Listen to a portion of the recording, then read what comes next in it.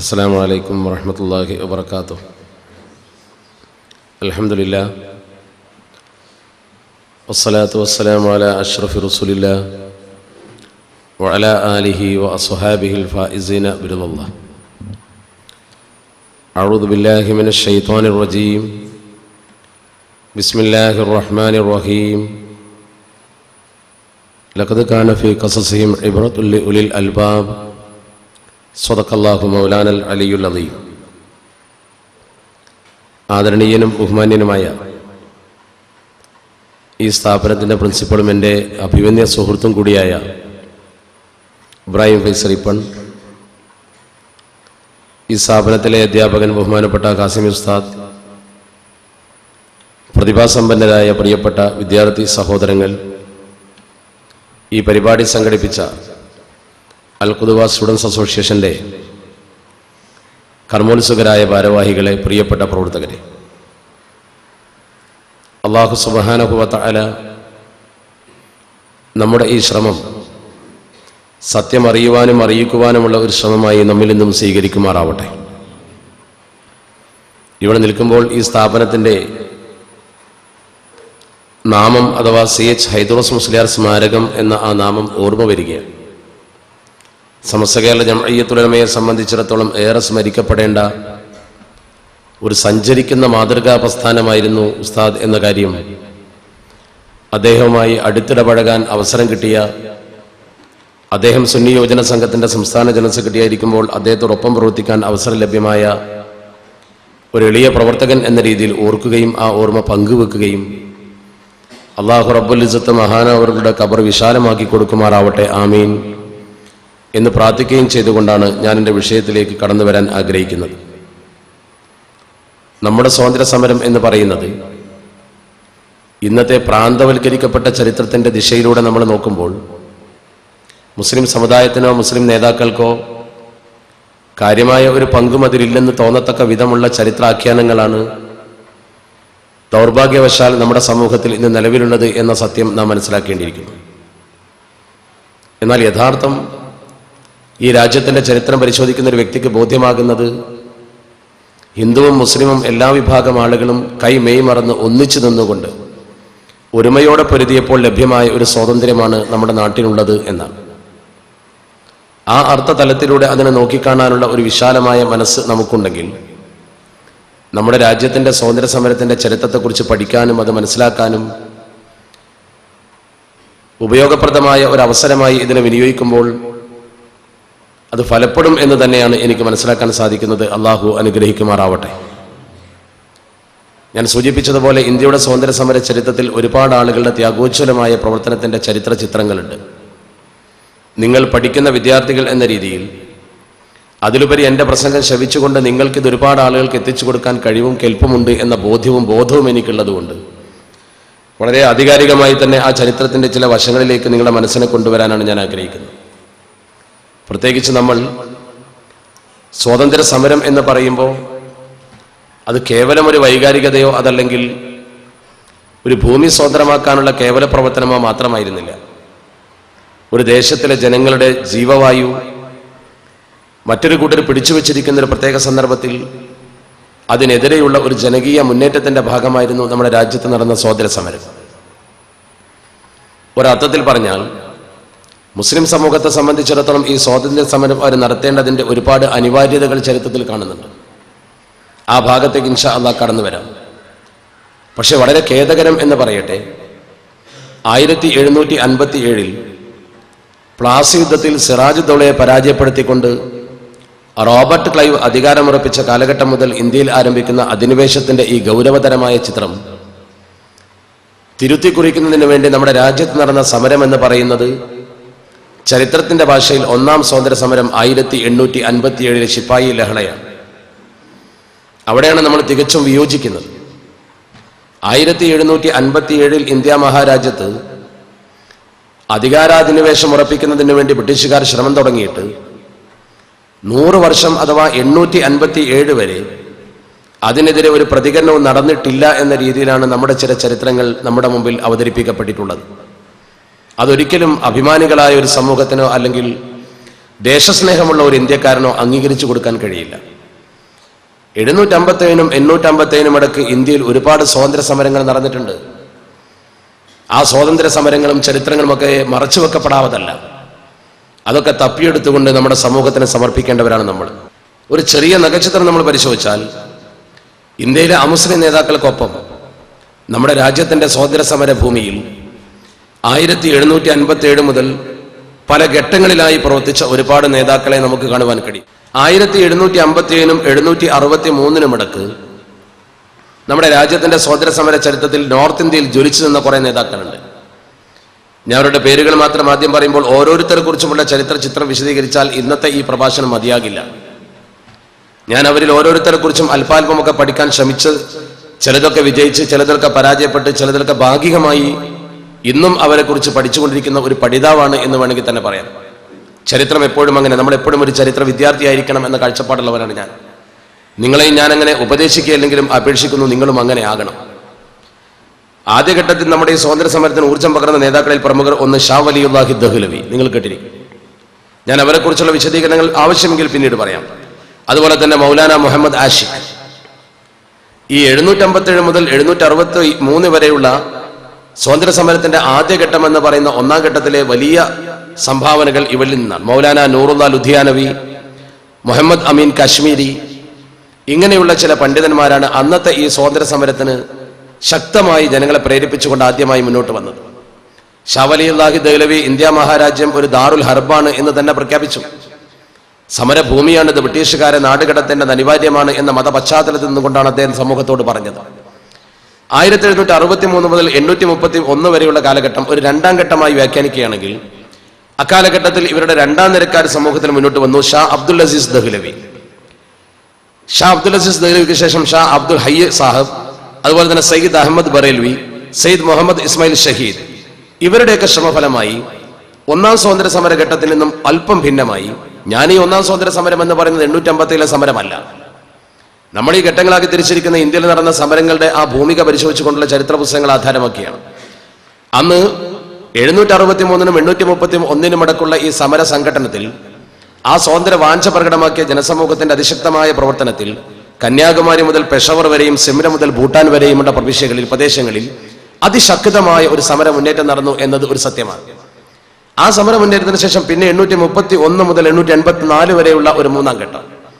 ആ 831 മുതൽ 884 വരെയുള്ള കാലഘട്ടത്തിൽ പ്രസിദ്ധരായി നമ്മൾ ആ രംഗത്ത് സേവനം ചെയ്തവരെ കാണുന്നത് മൗലാന ഷാ ഇസ്ഹാഖ് സാഹിബ്, മൗലാന അബ്ദുൽ ഗനി, അതുപോലെ തന്നെ മൗലാന ഹാജി ഇംദാദുള്ള, മൗലവി മുഹമ്മദ് കാസിം നാനൂത്തവി, റഷീദ് അഹമ്മദ് ഗംഗോക്കി, അബ്ദുൽ ഖാദർ ലുധിയാനവി, ഇനായത്തുള്ള തുടങ്ങിയ പ്രമുഖരെയാണ്. ഇവരെയാണ് ആ കാലഘട്ടത്തിലെ സമരസജ്ജരായ നേതാക്കളായി നമ്മൾ കാണുന്നത്. അത് കഴിഞ്ഞതിന് ശേഷമാണ് 857 വരുന്നത്. ഈ 857 ഒന്നാം സ്വാതന്ത്ര്യ സമരം എന്ന് പറയുന്ന ആ സമരത്തിന് നേതൃത്വം കൊടുത്ത നെടുനായകൻ ശരിക്കും ചരിത്രത്തിലാരാ? ബഹദൂർ ഷാ സഫറാണ്. ബഹദൂർ ഷാ സഫർ എന്ന് പറയുന്ന വ്യക്തി അന്ന് സമരം ചെയ്യുമ്പോൾ താന്തിയ തോപ്പിയും നാനാ സാഹിബും ഝാൻസി റാണിയും അവരൊക്കെ സമരമുഖത്തുണ്ടായിരുന്നു. ഇവരൊക്കെ സമരമുഖത്ത് നിൽക്കുമ്പോൾ തന്നെ ഈ യുദ്ധം അഥവാ വിജയിച്ചാൽ, ഒന്നാം സ്വാതന്ത്ര്യ സമരം വിജയിച്ചാൽ അതിന്റെ തലപ്പത്ത് ഭരണാധികാരിയായി ഡൽഹിയിൽ തീർച്ചയായും ബഹദൂർ ഷാ സഫറിനെ ഞങ്ങൾ കുടിയിരുത്തും എന്ന് പറഞ്ഞുകൊണ്ടാണ് ആ സമരത്തിലേക്ക് അവർ മുന്നോട്ട് വന്നത്. ഒന്നാം സ്വാതന്ത്ര്യ സമരം വിജയിച്ചിരുന്നുവെങ്കിൽ ബഹദൂർ ഷാ സഫർ രാജ്യത്ത് അധികാരത്തിൽ വരുമായിരുന്നു. പക്ഷെ ദൗർഭാഗ്യമെന്ന് പറയട്ടെ, ഈ ബഹദൂർ ഷാ സഫറിനെ പരാജയപ്പെടുത്തി, ആ സമരം പരാജയപ്പെട്ടു. അദ്ദേഹത്തെ അറസ്റ്റ് ചെയ്ത് ബർമയിലേക്ക് കൊണ്ടുപോയി. റങ്കോണിൽ ജയിലിൽ വെച്ച് അദ്ദേഹം തൂക്കുമരം വിധിക്കപ്പെട്ടപ്പോൾ തൂക്കുമരത്തിന്റെ അടുത്ത് ചെന്ന് അദ്ദേഹം തൂക്കപ്പെടാൻ നിൽക്കുന്ന ആ പ്രത്യേക സന്ദർഭത്തിൽ അദ്ദേഹത്തിന്റെ കയ്യിൽ ഒരു പ്രത്യേക പൊതി സൂക്ഷിച്ചിരുന്നു എന്ന് ചരിത്രകാരന്മാർ പറയും. ഇന്ത്യ മഹാരാജ്യത്തു നിന്നും അദ്ദേഹം പ്രത്യേകമായി സൂക്ഷിച്ച ഒരു പ്രത്യേക പൊതി അഴിച്ചു നോക്കുമ്പോൾ ഇന്ത്യയുടെ മണ്ണാണ്. അദ്ദേഹം ആ വാചകം തന്നെ പറഞ്ഞു, ഞാൻ എൻ്റെ മാതൃഭൂമിയുടെ മണ്ണിലാണ് അവസാനമായി ഉറങ്ങുക. അപ്പം ഈ മാതൃഭൂമിക്ക് മിട്ടിമേം സോവും എന്നാണ്, അന്തിം നീന്തെന്നാണ് അദ്ദേഹം ഉപയോഗിച്ച പദം. ചരിത്രത്തിൽ വലിയൊരു വാചകമാണ്. ആ വാചകത്തിന്റെ സവിശേഷത കാണണമെങ്കിൽ അന്തമാനിലെ സെല്ലുലാർ ജയിലിൽ ഞാൻ അത്ഭുതപ്പെട്ടുപോയി. അന്തമാനിലെ സെല്ലുലാർ ജയിലിൽ അവിടെ സന്ദർശിക്കാൻ ഒരു അവസരം എനിക്ക് കിട്ടിയപ്പോൾ സെല്ലുലാർ ജയിലിന്റെ കവാടത്തിൽ ആകെ 2-3 കോട്ടിങ്സ് എഴുതി വെച്ചിട്ടുള്ളൂ. അതിലൊന്ന് വൃത്താകാരത്തിൽ കറുത്ത പശ്ചാത്തലത്തിൽ വെള്ള എഴുത്തിൽ ബഹുമാന്യനായ ബഹദൂർ ഷാ സഫറിന്റെ ഈ വാചകം അന്തമാനിലെ സെല്ലുലാർ ജയിലിലേക്ക് കടക്കുന്ന ഭാഗത്ത് എഴുതി വെച്ചിട്ടുണ്ട്. ഒരു ചരിത്ര ഭാഗമാണ്. അന്തമാനിലെ സെല്ലുലാർ ജയിലിൽ പോലും എഴുതപ്പെടാൻ മാത്രം ഞാൻ എൻ്റെ മാതൃഭൂമിയുടെ മണ്ണിലെ അവസാനമായി കടന്നുറങ്ങൂ എന്ന് പറഞ്ഞുകൊണ്ട് ഇന്ത്യയിൽ നിന്നൊരു പിടി മണ്ണുമായി റങ്കോണിലെ ജയിലിൽ ചെന്ന് അവസാനം മരിക്കുന്ന എൻ്റെ കബറിൽ മരിച്ച ശേഷം ഇത് ഇടണമെന്ന് പറഞ്ഞ ബഹദൂർ ഷാ സഫറിന്റെ വാചകം ബ്രിട്ടീഷുകാർ പോലും രേഖപ്പെടുത്തി എന്ന് പറയുമ്പോൾ ഇന്ത്യൻ സ്വാതന്ത്ര്യ സമര ചരിത്രത്തിൽ ജാജ്വല്യമാനമായ അദ്ദേഹം സൃഷ്ടിച്ച അധ്യായങ്ങൾ ഒരിക്കലും മറക്കാൻ കഴിയില്ല. ആ ബഹുമാന്യനായ വ്യക്തിത്വമാണ് 857 സ്വാതന്ത്ര്യ സമരമാണ് ഒന്നെങ്കിൽ പോലും അതിന് നേതൃത്വം കൊടുത്തത്. അന്ന് ഡൽഹിയിൽ ചരിത്രത്തിന്റെ ഭാഷയിൽ ഏകദേശം 30 ലക്ഷം മുസ്ലിമീങ്ങൾ മരണപ്പെട്ടിട്ടുണ്ട്. ആ സമരത്തിൽ 30 ലക്ഷത്തോളം മുസ്ലിമീങ്ങൾ ജീവൻ കൊടുത്തിട്ടുണ്ട്. 884 മുതൽ 1947 ഇന്ത്യ സ്വതന്ത്രമാകുന്ന കാലഘട്ടം വരെയുള്ളതാണ് പിന്നീട് നമ്മുടെ സ്വാതന്ത്ര്യത്തിന്റെ അവസാന ഘട്ടം. ആ സ്വാതന്ത്ര്യ സമര കാലഘട്ടത്തിൽ അതിൽ പങ്കെടുത്തത് മഹമ്മൂദ് ഹസൻ, അതുപോലെ തന്നെ പ്രഗത്ഭനായിരുന്ന മൗലാന അബുൽ കലാം ആസാദ്, മൗലാന മുഹമ്മദ് അലി, മൗലാന ഷൗക്കത്ത് അലി, ഹസരത്ത് അബ്ദുൽ ബാരി, ഹുസൈൻ അഹമ്മദ് മദനി, മുഫ്തി കിഫായത്തുള്ള, അതുപോലെ തന്നെ ഉബൈദുള്ള സിന്ധി, ഹസരത്ത് മൊഹാനി, മൻസൂർ അൻസാരി, പ്രഗത്ഭരായ ഒരുപാട് ആളുകളുടെ ചരിത്രം വരുന്നുണ്ട്. അതുപോലെ ഹക്കീം അജ്മൽ ഖാൻ, അതുപോലെ തന്നെ തസദ്ദുഖ് അഹമ്മദ് ഖാൻ ഷെർവാനി, അഹദു സയ്യിദ് ദഹ്ലവി, ഖാൻ അബ്ദുൽ ഗഫാർ ഖാൻ, അങ്ങനെ പോകുന്നത് നമ്മുടെ മലബാറിലേക്ക് വന്നാൽ ആലി മുസ്ലിയാർ മുതൽ മൊയ്തു മൗലവി മുതൽ വാര്യംകുന്നത്ത് കുഞ്ഞഹമ്മദ് ഹാജി മുതൽ നമ്മുടെ പൂർവീക നേതാക്കളെ മുഴുവൻ കാണാൻ പറ്റും. ഞാനതൊരു സൂചനയ്ക്ക് വേണ്ടി ആമുഖമായി പറഞ്ഞു എന്ന് മാത്രം. ഒരുപാട് മുസ്ലിം നേതാക്കളുടെ ചോര ചിന്തിയ ചരിത്രവും ആത്മീയ നേതൃത്വത്തിന്റെ ചിത്രവും പാവപ്പെട്ട മുസ്ലിം സമൂഹത്തിന്റെ ധീരോദാത്തമായ സമരമുറകളുടെ ചരിത്ര പശ്ചാത്തലവുമാണ് ഇന്ത്യൻ സ്വാതന്ത്ര്യ സമരത്തിന്റെ പിന്നണിയിലുള്ളത്. ആ സമര ചരിത്രത്തെ മറച്ചു വെച്ചുകൊണ്ട് ഇന്ത്യയുടെ സ്വാതന്ത്ര്യ സമരം പൂർത്തിയാക്കാൻ കഴിയില്ല. മാത്രമല്ല, ഇന്ത്യയിലെ മുസ്ലിംകൾ സ്വാതന്ത്ര്യം എന്ന ആശയത്തിന് വേണ്ടി ഒരുപാട് സംഘടനകൾ വരെ രൂപീകരിച്ചവരാണ്. നമ്മളാണ് ഒരുപാട് സംഘടനകൾ രൂപീകരിച്ചുകൊണ്ട് സ്വാതന്ത്ര്യ സമരത്തിന് വേണ്ടി മാത്രം മുന്നോട്ട് വന്നത്. ആ സംഘടനകളുടെ ചരിത്രം മാത്രം നോക്കൂ നിങ്ങൾ. ഇന്ത്യയിൽ മുസ്ലിം സമുദായം സ്വാതന്ത്ര്യ സമരത്തിന് വേണ്ടി രൂപീകരിച്ച സംഘടനകളാണ്. ഒന്ന്, ഓൾ ഇന്ത്യ ഖിലാഫത്ത് കമ്മിറ്റി. ഓൾ ഇന്ത്യ ഖിലാഫത്ത് കമ്മിറ്റി എന്ന് പറയുന്ന മുസ്ലിംകൾ സ്വാതന്ത്ര്യ സമരത്തിന് വേണ്ടി മാത്രം രൂപീകരിച്ച ഒരു സംഘടനയാണ്. അതുപോലെ തന്നെ ജമിയത്തുൽ ഉലമായ ഹിന്ദ് മുസ്ലിംകൾ രൂപീകരിച്ച മറ്റൊരു സംഘടനയാണ്. മറ്റൊന്നാണ് മജ്ലിസുൽ അഹ്റാർ. മജ്ലിസെ അഹ്റാർ എന്ന് പറയുന്ന ആ സംഘടന സ്വാതന്ത്ര്യ സമരത്തിന് വേണ്ടി മാത്രം രൂപീകരിച്ചതാണ്. അഞ്ചുമനെ വത്തൻ, ബലൂചിസ്ഥാനിൽ രൂപീകരിച്ച അഞ്ചുമനെ വത്തൻ. അതുപോലെ തന്നെ ബംഗാളിലെ പ്രജാ കർഷക പാർട്ടി, അത് മുസ്ലിംകളുടെ ഒരു സംഘമായിരുന്നു. ബ്രിട്ടീഷുകാർക്കെതിരെ പൊരുതാനുള്ള കർഷകരുടെ ഒരു സംഘം. അതുപോലെ തന്നെ കാശ്മീരിലെ നാഷണൽ കോൺഫറൻസ്, അതുപോലെ തന്നെ ഹുദായ ഖിദ്മത്തുകാർ, ഇന്ത്യൻ മജ്ലിസുൽ ഉലമ. ഈ സംഘടനകൾ മുഴുവൻ ഇന്ത്യയുടെ സ്വാതന്ത്ര്യത്തിന് വേണ്ടി മുസ്ലിംകൾ രൂപീകരിച്ച പ്രത്യേക സംഘടനകളാണ്. ഇത്രയധികം സംഘടനകൾ രൂപീകരിച്ചുകൊണ്ട് അവർ പൊരുതി എന്നാണ് ശരി. ഖിലാഫത്ത് പ്രസ്ഥാനത്തിൽ ഗാന്ധിജിക്കൊപ്പം 2 ലക്ഷം മുസ്ലിമീങ്ങൾ പങ്കെടുത്തു. ജയിലിൽ 2 ലക്ഷം മുസ്ലിമീങ്ങൾ ജയിലിൽ പോയി. അറസ്റ്റ് വരിച്ചവർ മാത്രമാണ് 2 ലക്ഷം എന്ന് പറഞ്ഞത്. ഗാന്ധിജിക്കൊപ്പം നിന്നുകൊണ്ട് 2 ലക്ഷം മുസ്ലിമീങ്ങൾ ഇന്ത്യൻ സ്വാതന്ത്ര്യ സമരത്തിൽ അറസ്റ്റ് വരിച്ചു. ഖിലാഫത്ത് പ്രസ്ഥാനത്തിൽ മുസ്ലിങ്ങൾക്ക് 5 കോടി രൂപയുടെ നഷ്ടമുണ്ടായി എന്ന് ചരിത്രകാരന്മാർ കണക്കാക്കിയാണ്. അന്നത്തെ 5 കോടി എന്ന് പറയുമ്പോൾ അതിന്റെ ഗൗരവം നിങ്ങൾ ഓർത്ത് നോക്ക്. ബ്രിട്ടനെതിരെ മുസ്ലിങ്ങൾ അതിശക്തമായി നിലകൊണ്ടപ്പോൾ മൊത്തം അവർക്ക് 10 കോടി രൂപ നഷ്ടമായി എന്നാണ് അവരുടെ മൊത്തം കണക്കിനെ കുറിച്ച് ചില ചരിത്രകാരന്മാർ എഴുതിയത്. എന്തൊരു വലിയ സംഖ്യ! അപ്പൊ നമ്മുടെ സംഭാവനകൾ ഒരിക്കലും ചെറുതായി കാണാൻ കഴിയില്ല. മാത്രമല്ല, മുസ്ലിങ്ങളെ സംബന്ധിച്ചിടത്തോളം മറ്റുള്ളവർക്കൊന്നുമില്ലാത്ത ചില കാരണങ്ങൾ സ്വാതന്ത്ര്യ സമരത്തിലുണ്ടായിരുന്നു. വേറെ ഒരു സമുദായത്തിന് അതില്ല. ഇല്ലെന്ന് പറയുന്നത് അവരുടെ ഒരു കുറ്റമായി കൊണ്ടല്ല നമ്മൾ പറയുന്നത്, മറ്റൊരു സമൂഹത്തിന്റെ കുറ്റമാണ് എന്ന് നമ്മൾ പറയുന്നില്ല. പക്ഷെ മുസ്ലിങ്ങൾക്ക് അത് പ്രത്യേകമായി ഉണ്ടായിരുന്നു നമ്മൾ സൂചിപ്പിക്കുന്നത്. എന്താ മുസ്ലിങ്ങൾക്ക് ഉണ്ടായിരുന്നത്? മുസ്ലിങ്ങൾക്ക് ഉണ്ടായിരുന്ന ഏറ്റവും വലിയ പ്രശ്നം, ഒന്ന്, ഈ ഇന്ത്യ എന്ന് പറയുന്ന രാജ്യം നമ്മളെ കയ്യിൽ നിന്നാണ് പോയത്. ഇവിടെ മുസ്ലിങ്ങളെ ഭരിച്ച് 1206 മുതൽ അടിമവംശം, ഖിൽജി വംശം, സെയ്ദ് വംശം, തുഗ്ലക്ക് വംശം, ലോധി വംശം, മുഗൾ വംശം, ഇങ്ങനെ മുസ്ലിമീങ്ങളുടെ ഒരു ഭരണമായിരുന്നു. ഖുതബുദ്ദീൻ ഐബക്കിന്റെ കാലഘട്ടം മുതൽ ബഹദൂർ ഷാ സഫറിന്റെ കാലം വരെയുള്ള നീണ്ട കാലഘട്ടത്തിന്റെ ചരിത്രവും ചിത്രവും നോക്ക് നിങ്ങൾ. മുസ്ലിങ്ങളുടെ കയ്യിലാണ് ഇന്ത്യ. നമ്മുടെ കയ്യിലുള്ള ഇന്ത്യ നമ്മുടെ കയ്യിൽ നിന്നാണ് ബ്രിട്ടീഷുകാർ കൊണ്ടുപോകുന്നത്. നമ്മുടെ കയ്യിൽ നിന്ന് കൊണ്ടുപോയപ്പോൾ ശരിക്കും ഇന്ത്യയിലെ മുസ്ലിമീങ്ങൾക്ക് ഒരു തറവാട്ട് സ്വത്ത് നഷ്ടപ്പെട്ട ഒരു മനോവേദന ഉണ്ട്. അവന്റെ കുടുംബം മറ്റൊരുത്തൻ കയ്യേറിയ, അവന്റെ കുടുംബ സ്വത്ത് മറ്റൊരുത്തൻ അധികാരം ഉപയോഗിച്ചുകൊണ്ട് പിടിച്ചടക്കിയ ഒരു വേദനാജനകമായ ചിത്രം മുസൽമാന്റെ മനസ്സിലുണ്ട്. അതുകൊണ്ട് തന്നെ മറ്റുള്ളവർക്ക് ഇല്ലാത്ത രീതിയിൽ തറവാട് വീണ്ടെടുക്കാനുള്ള ഒരു വാഞ്ച, നമ്മുടെ സ്വത്വം വീണ്ടെടുക്കാനുള്ള ഒരു താല്പര്യം മുസ്ലിമീങ്ങൾക്കുണ്ട്. അത് മുസ്ലിങ്ങൾക്ക് മാത്രം ഉണ്ടായിരുന്ന, അത് മറ്റുള്ളവർക്കില്ലല്ലോ. രണ്ടാമത്തെ ഒരു പ്രശ്നം മുസ്ലിമീങ്ങളെ സംബന്ധിച്ചിടത്തോളം മതപരമാണ്. അതെന്താണ്? മതപരം എന്ന് പറഞ്ഞാൽ ബ്രിട്ടീഷുകാർ ഇവിടെ ചെയ്ത പ്രവർത്തനം, അവരുടെ വിദ്യാഭ്യാസ പ്രവർത്തനത്തിന്റെ ഭാഗമായി മിഷണറി പ്രവർത്തനം നടത്തി. ഈ മിഷണറി പ്രവർത്തനം നടത്തിയപ്പോൾ സ്വാഭാവികമായും മുസ്ലിം പണ്ഡിതന്മാർ അതിനെതിർത്തു. കലാലയങ്ങളിലൂടെ അവർ ക്രിസ്ത്യാനിറ്റി പ്രചരിപ്പിക്കാൻ തുടങ്ങി. അങ്ങനെ മുസ്ലിം സമൂഹത്തിലെ കുട്ടികളെ മതം മാറ്റുവാനും അവർക്ക് പണം കൊടുക്കുവാനും മിഷണറി പ്രവർത്തനം ശക്തിപ്പെടുത്തുവാനും മുന്നോട്ട് വന്നു. അതിനെതിരെ സ്വാഭാവികമായി മുസ്ലിം പണ്ഡിതന്മാരിൽ നിന്ന് ശക്തമായ പ്രതികരണമുണ്ടായി. ആ പണ്ഡിതന്മാരുടെ പ്രതികരണത്തിന്റെ പശ്ചാത്തലത്തിൽ മുസ്ലിമീങ്ങൾ ഇളകിവശായി. ആലിമീങ്ങൾ പറഞ്ഞാൽ പിന്നെ മുസ്ലിമീങ്ങൾ മുന്നോട്ട് വരുമല്ലോ, സ്വാഭാവികമല്ലേ. അതാണല്ലോ വലിയുള്ളാഹി കുത്തുബ് സമാൻ മമ്പറസങ്ങളുടെ ചരിത്രത്തിലൊക്കെ നമ്മൾ കാണുന്നത്. ആ ഭാഗം പറയാം ഇൻഷാ അല്ലാഹ്. മറ്റൊരു കാരണം, ലോക മുസ്ലിം സമൂഹത്തിലുണ്ടായ ഒരു ചലനം. ലോക മുസ്ലിങ്ങൾ അന്ന് ഒരു ലീഡർഷിപ്പ് ഏറ്റവും പ്രധാനമായി ഉയർത്തി കാണിച്ചിരുന്നത് തുർക്കി ഖലീഫയാണ്. ലോക മഹായുദ്ധത്തിൽ ബ്രിട്ടൻ തുർക്കിക്കെതിരായി. ബ്രിട്ടൻ തുർക്കി ഖിലാഫത്തിനെ നശിപ്പിച്ചു. മുസ്ലിങ്ങളുടെ ആത്മീയ നേതൃത്വത്തെ നശിപ്പിക്കാൻ പടപ്പുറപ്പാട് നടത്തിയ ബ്രിട്ടനെതിരെ ലോക മുസ്ലിങ്ങളുടെ മനസ്സ് വേദനിച്ചു. അതൊരു പ്രതിഷേധമായി മാറി. അതുകൊണ്ട് തന്നെ ലോകം മുഴുവൻ ഖിലാഫത്ത് പ്രസ്ഥാനത്തിൽ മുസ്ലിം സമൂഹത്തെ വേദനിപ്പിച്ച ബ്രിട്ടനെതിരെ ചിന്തിക്കുമ്പോൾ മലബാറിലും ഖിലാഫത്ത് കമ്മിറ്റികൾ രൂപീകരിക്കപ്പെട്ടു. അപ്പോൾ ആ ഒരു പശ്ചാത്തലം, അതൊരു ചരിത്ര പശ്ചാത്തലം. അതിനൊക്കെ പുറമെ നമ്മളെ സംബന്ധിച്ചിടത്തോളം നമുക്കറിയാം, ഹുബ്ബുൽ വതനി മിനൽ ഈമാൻ, സ്വരാജ്യ സ്നേഹം ഈമാന്റെ ഭാഗമാണ്.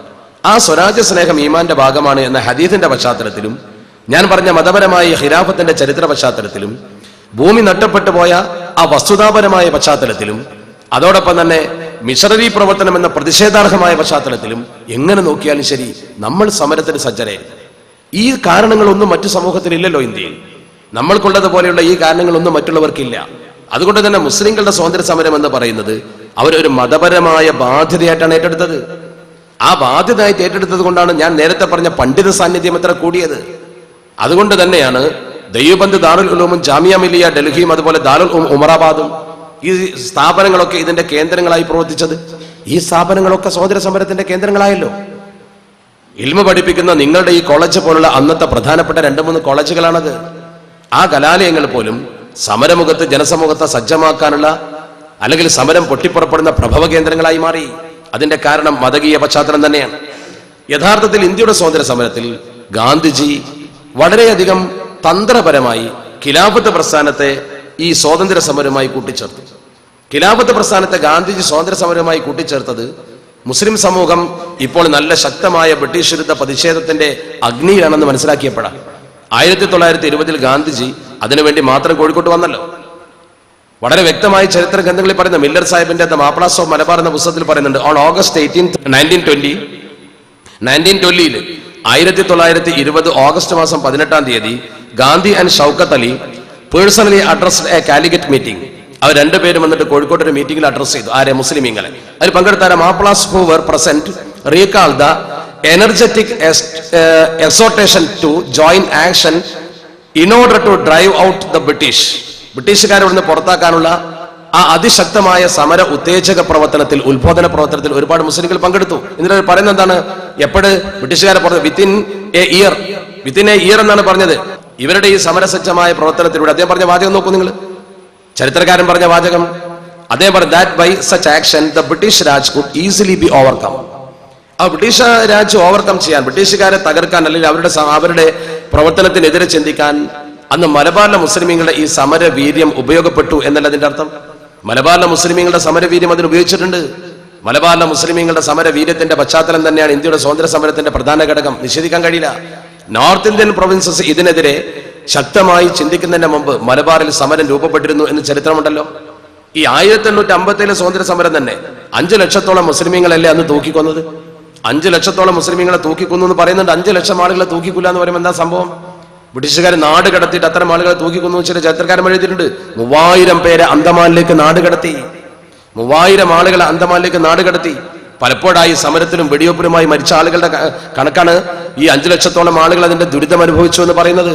മാത്രമല്ല, മുസ്ലിങ്ങളുടെ സംഭാവന ഇത്രയൊക്കെ ഉണ്ടായിട്ടും, ഇത്രയൊക്കെ മുസ്ലിങ്ങളുടെ സംഭാവന ഉണ്ടായിട്ടും ആ സംഭാവനകളെ ഒരു കാരണവശാലും അംഗീകരിക്കാൻ ബ്രിട്ടീഷുകാരിൽ ചിലർ തയ്യാറായിട്ടില്ല. നമ്മുടെ ചില ചരിത്രകാരന്മാർ തയ്യാറായിട്ടില്ല. ദ ഇന്ത്യൻ സ്ട്രഗിൾ എന്ന് പറയുന്ന പുസ്തകത്തിൽ സുഭാഷ് ചന്ദ്രബോസ് വളരെ വ്യക്തമായി പറഞ്ഞു, മുസ്ലിങ്ങളുടെ സംഭാവനകൾ ശരിക്കും അംഗീകരിക്കപ്പെട്ടിട്ടില്ല. അംഗീകരിക്കപ്പെടാത്ത ഒരുപാട് സംഭാവനകൾ മുസ്ലിമീങ്ങൾക്കുണ്ട്. 857 സ്വാതന്ത്ര്യ സമരത്തിന് നേതൃത്വം കൊടുത്ത പ്രഗത്ഭരായ നേതാവായിരുന്നു ഫൈസാബാദിലെ അഹമ്മദുല്ലാ ഷരീഫ്. അയാൾക്കൊക്കെ ബ്രിട്ടീഷുകാർ തലക്ക് വില പറഞ്ഞതാണ്. അയാളുടെ തലക്ക് ബ്രിട്ടീഷുകാർ വില പറഞ്ഞിട്ട് പോലും അത് മനസ്സിലാക്കി അതിനനുസരിച്ചുള്ള ഒരു പരിഗണന ഇന്ത്യൻ സ്വാതന്ത്ര്യ സമര ചരിത്രകാരന്മാർ അദ്ദേഹത്തിന് കൊടുത്തില്ല എന്ന് പറഞ്ഞത് freedom movement and Indian Muslims എന്ന പുസ്തകത്തിൽ ശാന്തിമണി റായിയാണ്. ശാന്തിമണി റായിക്ക് അങ്ങനെ അഭിപ്രായമുണ്ട്. പുസ്തകം പരിശോധിച്ചാൽ നിങ്ങൾക്ക് കാണാൻ പറ്റും. ശരിക്കും നമ്മുടെ സ്വാതന്ത്ര്യ സമര സംഭാവനകൾ രേഖപ്പെടുത്തിയിട്ടില്ല എന്ന് അമുസ്ലിങ്ങൾ പോലും പറഞ്ഞിട്ടുണ്ട് എന്നല്ല അതിന്റെ അർത്ഥം. ഇനി നമ്മൾ നോക്കാം, നമ്മുടെ ഈ സ്വാതന്ത്ര്യ സമരം എന്ന് പറയുന്നത് നമ്മൾ ബ്രിട്ടീഷുകാരെ കയ്യിൽ നിന്ന് വാങ്ങിയതാണ്. ആ സ്വാതന്ത്ര്യത്തെക്കുറിച്ചാണ് നമ്മുടെ ചർച്ച. നേരെ മറിച്ച് ബ്രിട്ടീഷുകാർക്ക് മുമ്പും ഇവിടെ ചിലർ വന്നിരുന്നല്ലോ. ഇവിടെ പോർട്ടുഗീസുകാർ വന്നിട്ടുണ്ട്, അതുപോലെ തന്നെ പോർട്ടുഗീസുകാർ ഡച്ചുകാർ വന്നിട്ടുണ്ട്, ഫ്രഞ്ചുകാർ വന്നിട്ടുണ്ട്. ഇവരൊക്കെ വന്നപ്പോൾ ഇവർ എന്തുകൊണ്ട് ഇവിടെ അധിനിവേശം ഉറപ്പിച്ചില്ല? 1498 ഗാമ വന്നല്ലോ, 1500 കെബ്രാൾ വന്നല്ലോ. അവർ രണ്ടുപേരും വന്നത് ആ കാലഘട്ടത്തിൽ പോർച്ചുഗൽ പ്രതിനിധികളായിട്ടാണ്.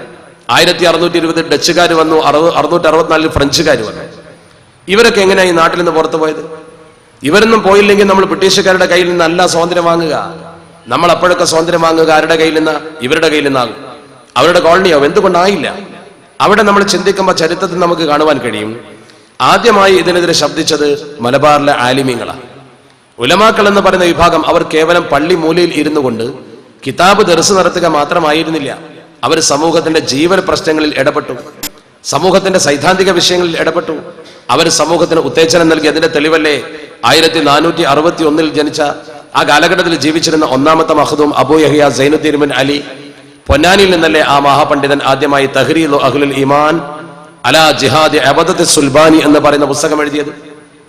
പോർച്ചുഗീസുകാർക്കെതിരെ സമരം ചെയ്യാൻ ജനങ്ങളെ പ്രേരിപ്പിക്കുന്ന നമ്മുടെ ഇന്ത്യ മഹാരാജ്യത്തെ ആദ്യത്തെ പുസ്തകം അതാണ്. അതിന് മുമ്പൊരു പുസ്തകമുണ്ടായി പറയട്ടെ. എത്ര സമുദായങ്ങൾ ഇവിടെ ജീവിച്ചു, എത്ര സാഹിത്യകാരന്മാർ ജീവിച്ചു പോയി.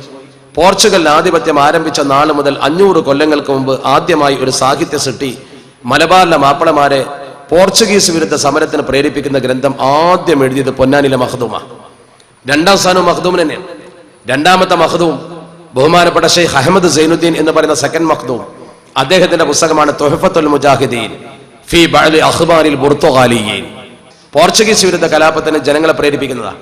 പോർച്ചുഗീസുകാർക്കെതിരെ ജനങ്ങളെ ചിന്തിപ്പിക്കുന്ന ഗ്രന്ഥമാണ്. അതേപോലെ തന്നെ കോഴിക്കോട്ടെ ഖാദി മുഹമ്മദിന്റെ ഫതഹുൽ മുബീൻ, ആ ഗ്രന്ഥവും ഇതിന് തുല്യമാണ്. ഈ ഗ്രന്ഥങ്ങളൊക്കെ അവതീർണമാകുന്ന കാലത്ത്, അത് ജനങ്ങൾ അവതരിപ്പിക്കുന്ന കാലത്ത് അത്തരമൊരു ഗ്രന്ഥം വേറെ ഒരു സമുദായത്തിന്റെ കയ്യിൽ നിന്ന് ഉണ്ടായിട്ടില്ല. അത് അവരുടെ കുറവായിട്ടല്ല ഞാൻ പറയുന്നത്, നമ്മുടെ സംഭാവന മറച്ചു വെക്കരുത് എന്ന് പറയാൻ വേണ്ടിയാണ്. നമ്മുടെ സംഭാവനകൾ എടുത്തു ധരിച്ചാൽ മാത്രം മതി, മറ്റുള്ളവരെ കുറച്ച് കാണിക്കേണ്ട യാതൊരു കാര്യവും നമുക്കില്ല. നമ്മളെ സംബന്ധിച്ചിടത്തോളം നമ്മൾ ചിന്തിക്കേണ്ട ഏറ്റവും പ്രധാനപ്പെട്ട ഒരു കാര്യം അതാണ്. മഖ്ദൂമികളുടെ സേവനം മതരംഗത്തുണ്ടെങ്കിൽ സാമൂഹ്യ രംഗത്തും ഉണ്ടായിട്ടുണ്ട്, സ്വാതന്ത്ര്യ സമര ചരിത്രത്തിൽ ഉണ്ടായിട്ടുണ്ട്. ഇന്ത്യയിലെ മുസ്ലിങ്ങൾക്ക് നേതൃത്വം കൊടുത്ത പ്രതിഭാസമ്പന്നരായ നേതാക്കളുടെ ചരിത്രമൊക്കെ പരിശോധിക്കുമ്പോൾ ആ ചരിത്രകാരന്മാരൊക്കെ നമ്മുടെ രാജ്യത്തിന്റെ സ്വാതന്ത്ര്യ സമര ഭൂമിയിലും ചെറുതല്ലാത്ത സംഭാവനകൾ കൊടുത്തിട്ടുണ്ട്. ഈ പോർട്ടുഗീസുകാരെ മലബാറിന്റെ മണ്ണിൽ ഈ രീതിയിൽ ഉത്ബോധിപ്പിച്ചുകൊണ്ട് അകറ്റുന്നതിന് വേണ്ടി ആഹ്വാനം വന്നപ്പോ ശരിക്കും അന്നത്തെ രാജാക്കന്മാർക്ക് സേവനം ചെയ്തിരുന്ന മുസ്ലിം പടയാളികൾ, പ്രത്യേകിച്ച് കുഞ്ഞാലി, ഒരു കുഞ്ഞാലി കുടുംബം എന്ന് പറയുന്ന 4 തലമുറ കുഞ്ഞാലിമാർ ചരിത്ര പുസ്തകത്തിൽ മനോഹരമായി പറയുന്ന doctor C K Kareem sir അത് തപ്പിയെടുത്ത് എഴുതിയിട്ടുണ്ട്. The history of Kerala Muslim statistics and directory എന്ന അദ്ദേഹത്തിന്റെ പുസ്തകത്തിന്റെ ഫസ്റ്റ് വോളത്തിൽ മനോഹരമായി പറയുന്നു 1528 കുട്ടിയാലി മരക്കാർ.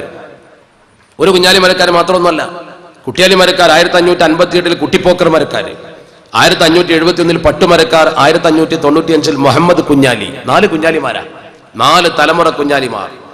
ഓക്കെ നമ്പ്യാരുടെ പുസ്തകമുണ്ട്, the Kunjalis admirals of Calicut. Admiral എന്ന് പറഞ്ഞാൽ അമീറുൽ ബഹ്റാൻ. അമീറുൽ ബഹ്റാൻ അഡ്മിറൽ, കടലിന്റെ അധിപൻ. അന്ന് വേറെ ചില സമുദായങ്ങൾ കടൽ കടക്കാൻ പാടില്ല എന്നാ പറയുന്നത്. നമ്മളോ കടലിന്റെ ആധിപത്യം ഉറപ്പിച്ചുകൊണ്ട് ലോകത്ത് സഞ്ചരിക്കാം. വാസ്കോഡി ഗാമ കോഴിക്കോട്ട് വന്നത് ഇബ്നുൽ മാജിദിന്റെ മാപ്പ് നോക്കിയിട്ടാണ്. അയാളുടെ മാപ്പ് ഇല്ലെങ്കിൽ വാസ്കോഡി ഗാമക്ക് കോഴിക്കോട്ട് വരാൻ പറ്റൂല.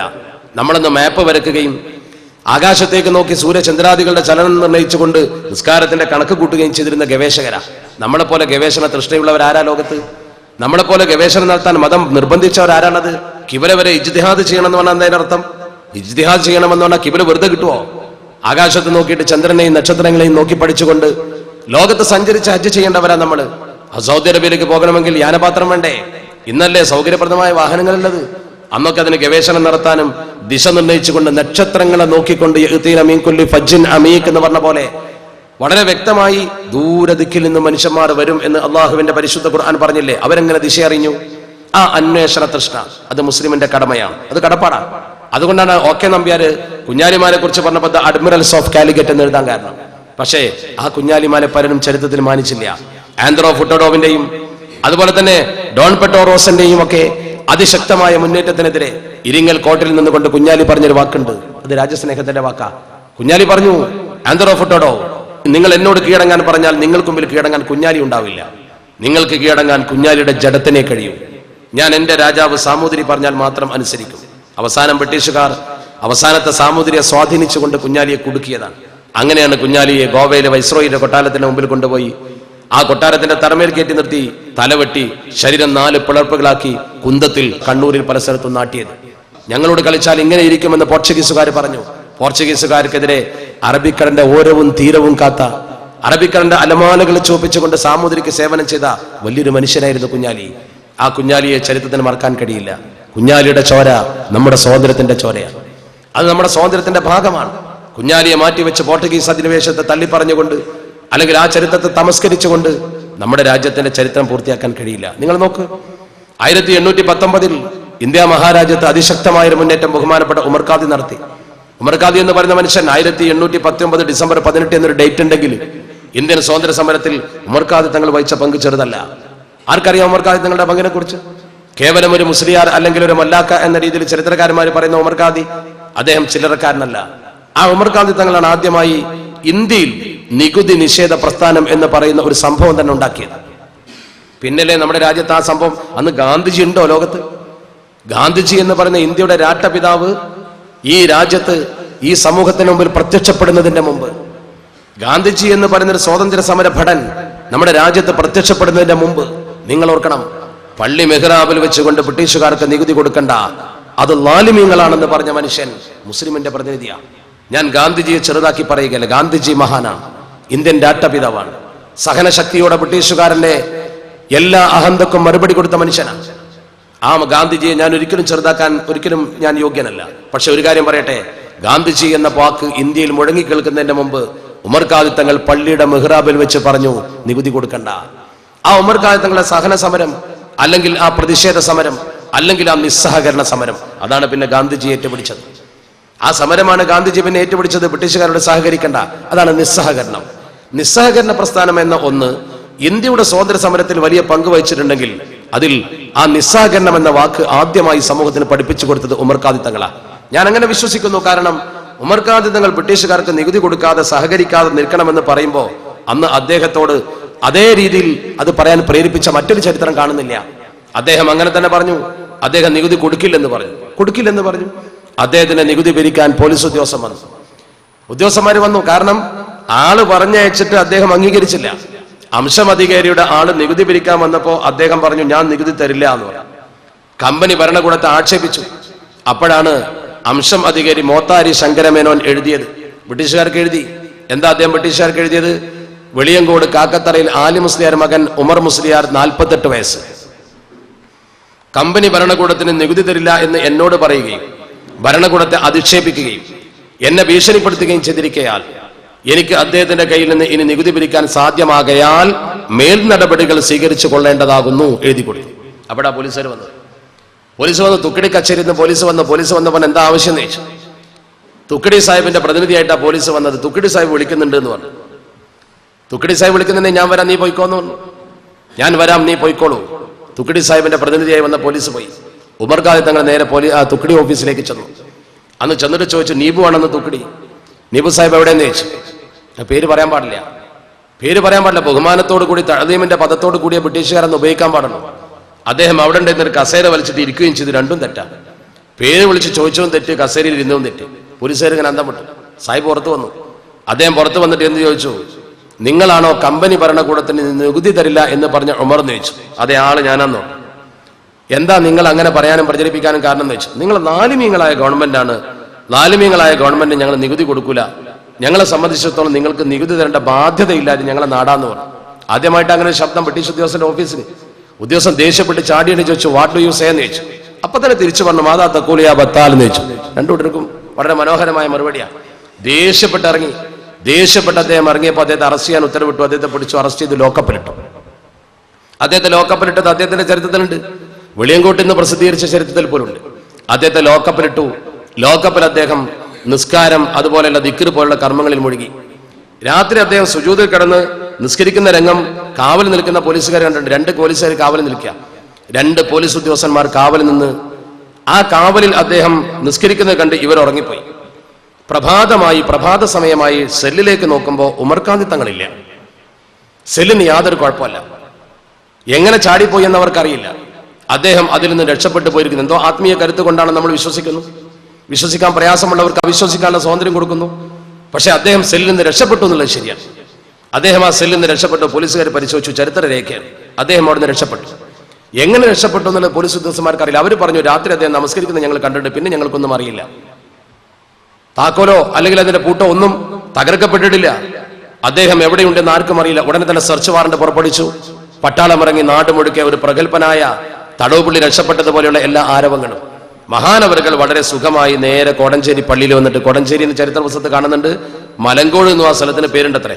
ആ സ്ഥലത്ത് പള്ളിയിൽ വന്നിട്ട് സുബഹി നിസ്കരിക്കുക. അപ്പോഴാണ് അദ്ദേഹത്തിന് വിവരം കിട്ടുന്നത് വെളിയങ്കോട് ആകെ പട്ടാളം വളഞ്ഞിട്ടുണ്ട്. ഈ വിവരം കിട്ടിയപ്പോൾ ഉമർ ഖാദി തങ്ങൾ അങ്ങോട്ട് പറഞ്ഞു വെച്ചു, വെളിയങ്കോട്ടുകാരെ ദ്രോഹിക്കണ്ട, ഞാൻ അങ്ങോട്ട് വരാം. അങ്ങനെ ബഹുമാനപ്പെട്ടവർ നേരെ വന്ന് വെളിയങ്കോട്ട പള്ളിയിൽ കയറി ബഹുമാനപ്പെട്ടവർ ളുഹാ നമസ്കരിച്ച് ദുആ ചെയ്ത് പുറത്തേക്കിറങ്ങി. എന്താണ് ആവശ്യം എന്ന് ചോദിച്ചു പോലീസുകാരോട്.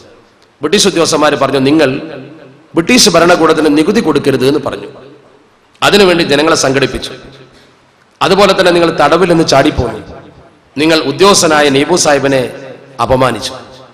ഈ പ്രവർത്തനങ്ങളൊക്കെ അവിടെ ചില ചരിത്രകാരന്മാർ എഴുതിയിട്ടുണ്ട്, ഇദ്ദേഹം നീബു സാഹിബിന്റെ മുഖത്തടിച്ചിട്ടുണ്ട്. അതെന്തായാലും ബ്രിട്ടീഷ് രേഖയിൽ ഉണ്ടാവില്ല, അടി കിട്ടിയതല്ലേ. അപ്പൊ അതുകൊണ്ട് സ്വാഭാവികമായും അദ്ദേഹത്തിനെതിരെയുള്ള ഈ കുറ്റങ്ങളൊക്കെ വായിച്ചു കേൾപ്പിച്ചു. നിങ്ങളെ അറസ്റ്റ് ചെയ്ത് നേരെ കോഴിക്കോട്ടേക്ക് കലക്ടർ മേക്ലിന്റെ മുമ്പിൽ ഹാജരാക്കാൻ ഉത്തരവുണ്ട് എന്ന് പറഞ്ഞു. ഉമർ ഖാദി തങ്ങൾ പറഞ്ഞു, ഞാൻ വരാം, അതിന് തടസ്സമല്ല. ഉമർ ഖാദി തങ്ങളുടെ ഒരു മൗലിദുണ്ട്. ആ മൗലിദ് കിതാബിൽ കാണുന്നുണ്ട്, അദ്ദേഹം നേരെ ചെന്നിട്ട് ബഹുമാനപ്പെട്ട ഉമർ ഖാദി, ആ ചരിത്രം അവിടെയുള്ള ആളുകൾ പഠിച്ചെഴുതിയതാ. അപ്പൊ മുൻ ഡി ഐ ജി മൊയ്തുട്ടി സാഹിബൊക്കെയാണ് അതിന്റെ കമ്മിറ്റിയിൽപ്പെട്ട ആൾ, വിദ്യാസമ്പന്നരായ ആൾക്കാർ തന്നെയാണ്. അപ്പൊ സ്വാഭാവികമായും അവിടെയുള്ള ചരിത്ര പുസ്തകം പരിശോധിക്കാൻ നമുക്ക് കിട്ടുന്നതാണ്. പഴയ ചരിത്ര ഗ്രന്ഥങ്ങളിൽ കാണാം, ബഹുമാന്യനായ ഉമർ ഖാദി തങ്ങൾ അദ്ദേഹത്തിന്റെ ഒരു സന്തത സഹചാരിയായ ആ മരക്കാർ സൈനുദ്ദീനുൽ മദ്ഉവി മരക്കാർ എന്ന് വിളിക്കപ്പെടുന്ന സൈനുദ്ദീൻ, ആ സൈനുദ്ദീൻ അദ്ദേഹത്തിന്റെ കബറുണ്ട്, നേരത്തെ മരിച്ചുപോയി. അദ്ദേഹത്തിന്റെ കബറുണ്ട് വെളിയങ്കോട്ട പള്ളിയിൽ. ആ കബറിന്റെ അടുത്ത് എന്നിട്ട് ബഹുമാനപ്പെട്ട ഉമർ ഖാദി തങ്ങൾ പറഞ്ഞു, യാ മരക്കാർ ആ തനൂമു അന്ത, മരക്കാരെ ഈ ഉറങ്ങുക. അതേ നേരം ചോദിക്കണം, കബറിന് മുമ്പ് ചെന്ന് ചോദിക്കുക, യാ മരക്കാർ ആ തനൂമു അന്ത വാന അദ്ഹബു ഇലാ സിജ്നിൽ ഇൻജിലിസി, ഞാൻ ഇംഗ്ലീഷുകാരെ ജയിലിലേക്ക് പോവാൻ, ഈ എന്താ ഉറങ്ങാണോന്ന് ചോദിച്ചു.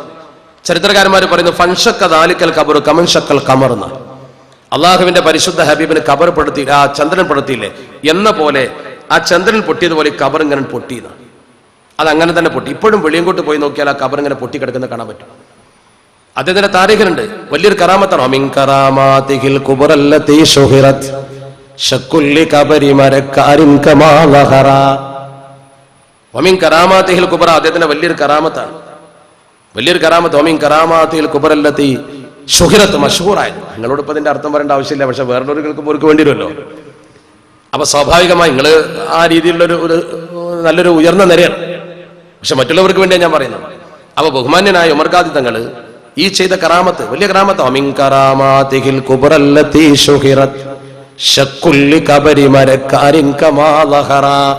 ശക്കുല്ലി ഖബരി മരക്കാരുടെ ഖബർ പൊട്ടിച്ചു. അത് വലിയൊരു കറാമത്താണ്. ഇത് എവിടെയാണെന്നറിയോ? ഹദാ ബി ഖുർബി മസാരി ശൈഖി ഖിസ്സതുഹു മഅലൂമത്തുൻ ശക്കുഹുൽ മദ്കൂറു ഹൈഥു യുറാ.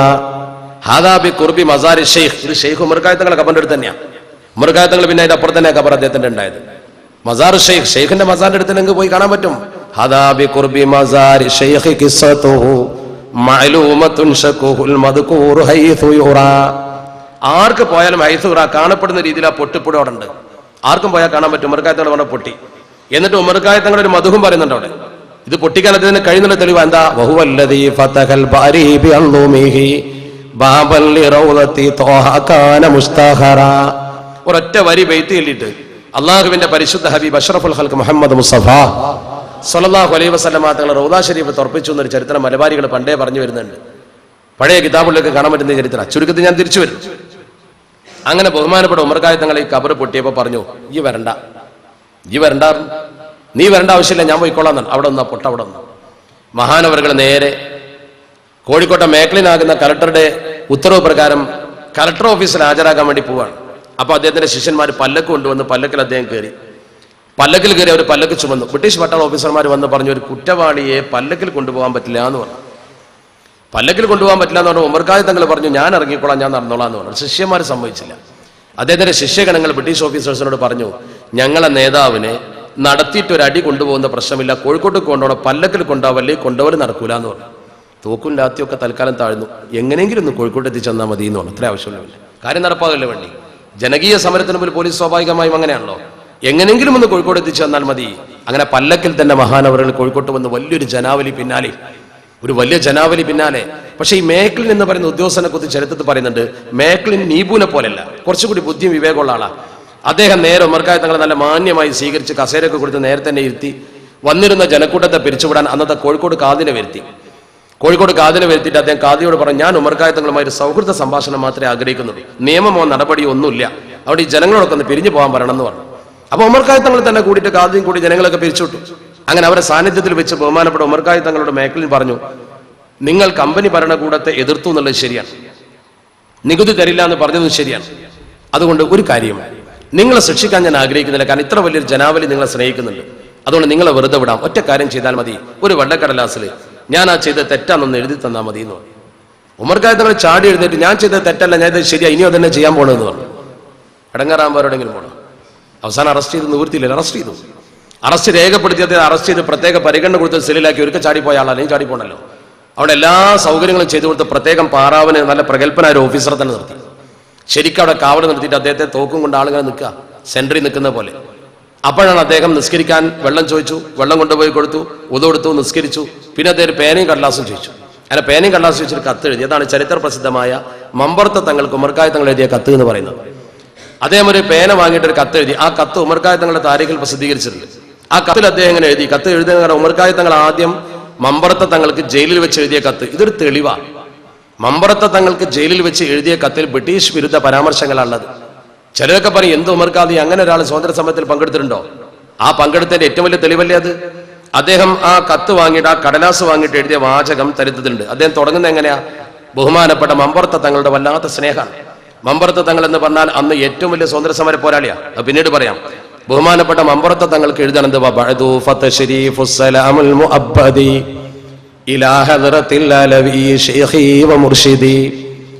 എന്റെ ഷെയ്ഖും മുർഷിദുമായ ബഹുമാനപ്പെട്ട മമ്പറത്തെ തങ്ങൾക്ക് കൊണ്ട് തുടങ്ങുന്നത്,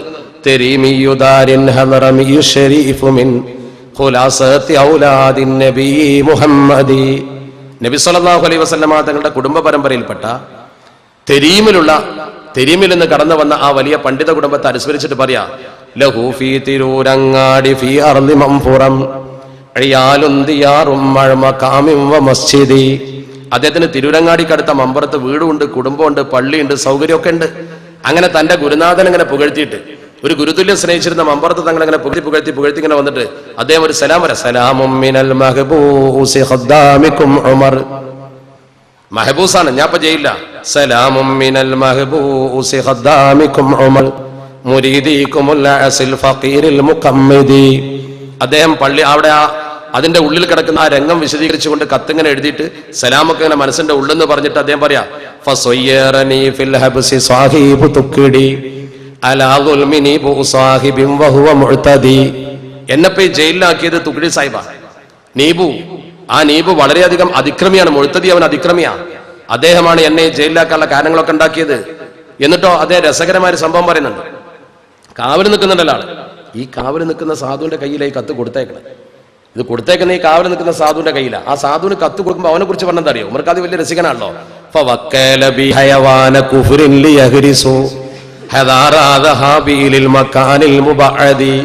അല്ല സമർക്കാത്തങ്ങൾ ആ ബുദ്ധിന്റെ ആ വിവേകത നോക്കള്. ഓനറിയോ ഇതിലെന്താ എഴുതിയെന്ന്? എന്നെ കാക്കാൻ ഒരു ഹയവാനെ ചുമതലപ്പെടുത്തിയിട്ടുണ്ട്. എന്നിട്ട് ഓന്റെ കയ്യിലാ കൊടുക്കണേ. ഹദാറ ദഹാബി, ഞാൻ എവിടേക്കും പോകുന്നു പേടിച്ചിട്ട്, ഇലൽ മക്കാനിൽ മുബഅദി, ഏതെങ്കിലും ബഈദായ സ്ഥലത്തേക്ക് മുമ്പൊന്ന് പോയതാണല്ലോ, അത് ഇനി ആവർത്തിക്കുമെന്ന് കരുതിയിട്ട് പേടിച്ചിട്ട് ഒരുത്തൻ അവിടെ കാവൽ നിർത്തിയിട്ടുണ്ട്. അങ്ങനെ പറഞ്ഞു വന്നിട്ട് അദ്ദേഹം പറയുന്ന എന്തര്, ആ സ്വാതന്ത്ര്യ വാഞ്ച അദ്ദേഹം പ്രകടിപ്പിക്കുന്നുണ്ട്.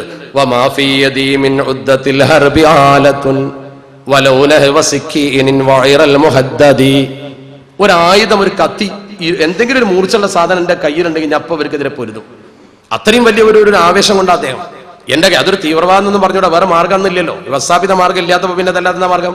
ഇന്ന് വ്യവസ്ഥാപിത മാർഗ്ഗമുണ്ട്, അതിനെ തീവ്രവാദം നോക്കണ്ട. ഇനിയിപ്പോ അത് പറഞ്ഞ് ഉമർഖാദി തീവ്രവാദിയായിരുന്നു പറയണ്ട, അത് തെളിവാക്കും വേണ്ട. അന്നത്തെ വ്യവസ്ഥാപിത മാർഗമില്ലാത്തപ്പോ അതന്നെ മാർഗം. അവസാനം അദ്ദേഹം പറഞ്ഞൊരു വാക്കുണ്ട്, മമ്പറത്ത് തങ്ങൾ കത്തിങ്ങനെ വായിക്കുക. കത്തിങ്ങനെ വായിച്ചിട്ട് അവസാനത്തെ